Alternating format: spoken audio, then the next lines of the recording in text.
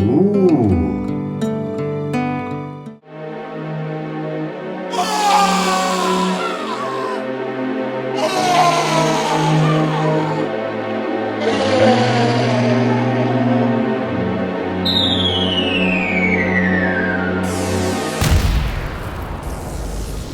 The Fool's Journey.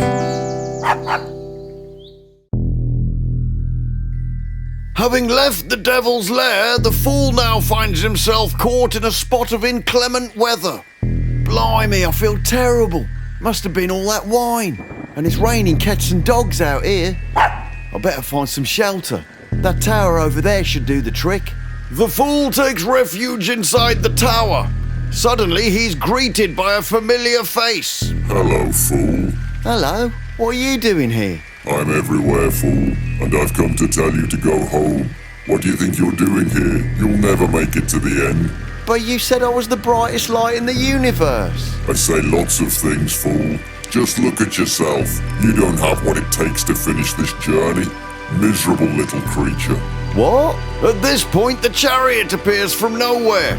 This is turning into a bit of a free-for-all. Don't listen to him, fool. You shall be victorious. Victorious? You? Ha! Give it up, fool. Go home now while you still can. The court finds you guilty, fool. Reborn, You one see what must happens die. when you Then step you're out of drifting the along house. with no I can't take it. I feel like I'm losing myself. Perfect.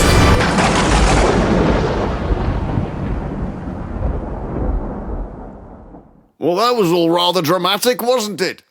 The fool now finds himself standing in a ruin. What just happened? Complete destruction of the ego. The walls of illusion have just come crashing down. Shame it had to happen in our house, though. I feel very strange. You are very strange. Almost like I'm floating away. The weight of your old self has been lifted. You've gone right down to your essence. But then, who am I? Suddenly, a brilliant light shines down from above. To be continued. Yeah, that's it. Don't worry about us. Welcome back to Kippy's Quest. This week we're talking about the tower. Now, we spoke a couple of weeks ago about how the death card is feared by people unfamiliar with the tarot. The tower, on the other hand, is feared by basically everyone. And if we look at the card, it's not too difficult to see why. People hurtling down the side of a burning building that's just been struck by lightning is unlikely to offer any reassurance. It's certainly no 10 of cups or 4 of wands, that's for sure. However, as is usually the case, there are much deeper meanings to this card than the mere chaos and catastrophe we see on the surface. While it's easy to see this card as a portent of doom, we also need to accept that violent upheavals can sometimes be necessary for progress and to clear the way to a better understanding. Milo Duquette says the tower is not the end of the world, it just looks like the end of the world. Arthur Edward Waite's brief divinations are misery, distress, indigence. Indigestion?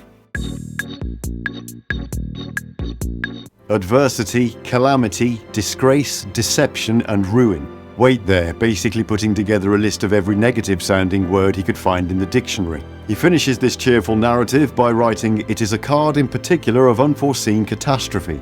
So plenty to look forward to there. These two radio towers have fallen in love. How can two radio towers fall in love? They must be on the same wavelength. In some earlier decks, the card was known as La Foudre, which means the lightning, and would depict a tree being obliterated. Why God would choose to take his anger out on a tree is a mystery, a bit like when Jesus cursed the fig tree in the Gospel of Mark. All along I thought it was the devil who was the problem, but it turns out that trees are the real enemy. Stupid trees. Wish I'd never invented the bloody things. In the Tarot de Marseille, the card is called La Maison Dieu, which means the House of God. Here we see the more familiar design of a tower with a pair of unfortunates plunging down to the ground. The card does seem to relate to the biblical story of the Tower of Babel from the book of Genesis. This is the tale that humanity, who once spoke in a single language, decided to build a tower that was tall enough to reach heaven. Now, God wasn't exactly ecstatic at the thought of a bunch of grubby humans turning up on his doorstep, so he destroyed it. He then mixed up everyone's languages, so they'd be too busy trying to figure out how to order a coffee to consider trying again. Building a tower to heaven. You lot can bugger off. I've got a hot date with the Empress. Oh dear. Never mind, we'll try again. Good luck with that. No entiende, hable español? Hey, you what? Haha, losers. The Waite-Smith card is a continuation of the tower struck by lightning theme, with some added symbolism thrown in for good measure.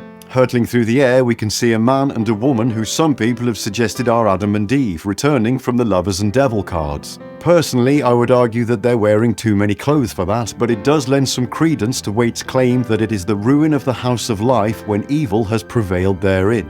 Now, in terms of the Rider-Waite card, we can see a connection between the lightning flash and the Kabbalistic Tree of Life, which we spoke about in the High Priestess episode. I still don't see what it's got to do with biscuits.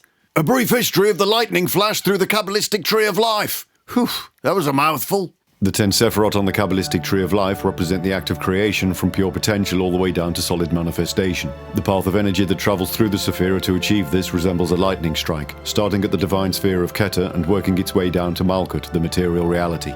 According to British occultist Dion Fortune, it will be observed that the line which indicates the successive development of the Sephirot zigzags from side to side of the glyph, and has been aptly named the lightning flash as a consequence. As we've talked about before, in an individual sense, this can mean the evolution of an idea into a tangible reality. However, in relation to the tower, we can look upon the lightning flash as a sudden moment of realization. Now, that can mean something positive or negative depending on the context. Discovering that the roof of your house has blown off in a storm would obviously be a bad thing, whereas experiencing a flash of inspiration or a light bulb moment could be incredible. So it's important not to view the tower as simply a catastrophic event that's awaiting for you around the next corner. Those two radio towers got married yesterday. Oh, very nice. How was the wedding? Well, the ceremony was terrible, but the reception was perfect.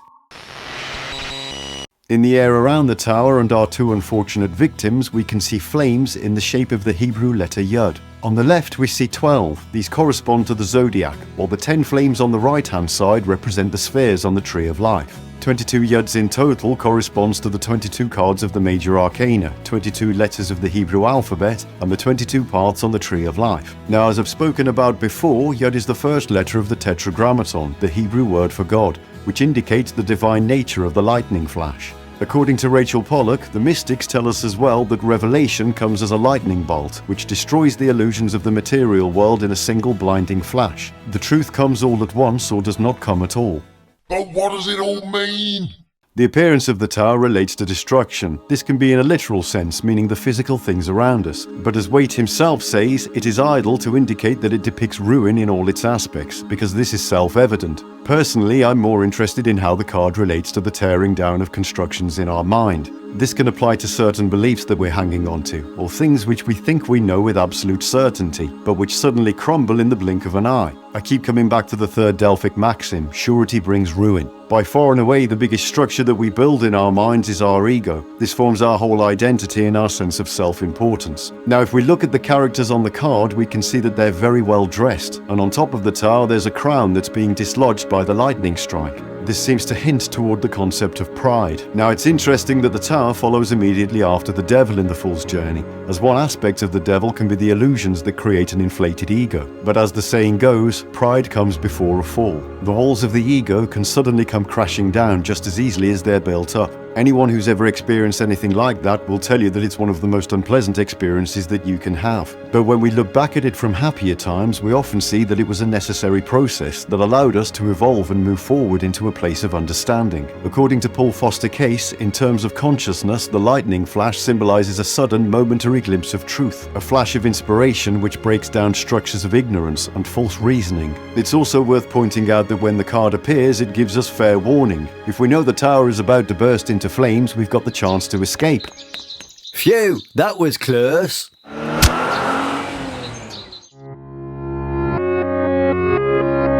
There's not too much to talk about when the tower appears upside down. Waite says the reverse card means the same as the right way up, but to a lesser degree. So you might sprain your ankle, or have a couple of chicken nuggets missing from your delivery. Damn you upside down tower! However, he also mentions imprisonment, which can indicate the failure of built-up energy to release itself. Rachel Pollack says, within ourselves the painful experience continues, having never gone its full course. By shielding the tower from the lightning, we become its prisoners.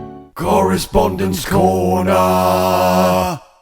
The The tower sits on the 27th path of the Tree of Life between Hod and Netzach. This is the path between splendor and victory. It corresponds to the Hebrew letter Peh, which means mouth. Its musical note is C natural.